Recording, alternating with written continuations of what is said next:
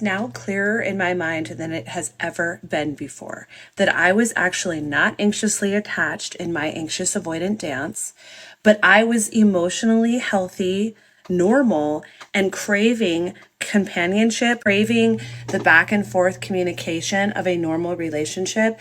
And my partner was, in fact, not only extremely avoidant, but borderline toxic. One of the first videos that I ever did was me whining about the fact that avoidants are just advised to be left alone when they are in their avoidance by their anxious counterparts. And I felt like that was just really extremely unfair.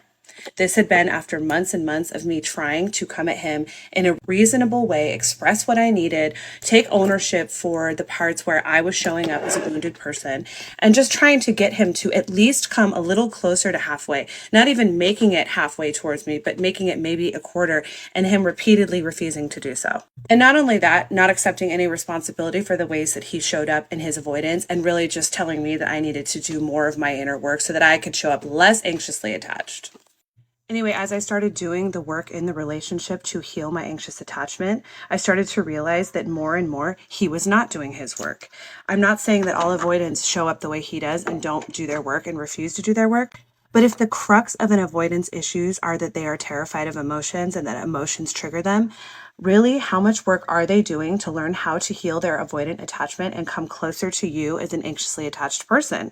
It's probably extremely hard, and they're doing it on a much lower frequency than the anxiously attached person is doing it.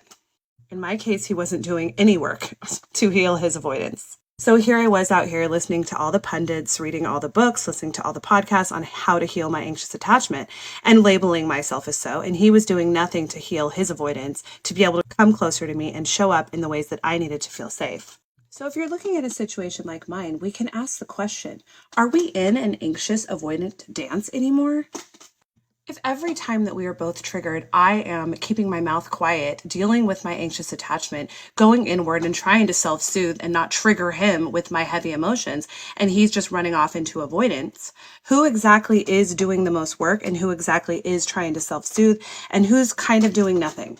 At this point, can we just stop with the labels and call it what it is? A normal human having an emotion, having a trigger in a relationship and looking to her partner, the one person in the world who should be able to meet her needs, and then him or her going into avoidance and not meeting those needs. That is not an anxious avoidant dance anymore. That is toxicity and one person refusing to heal.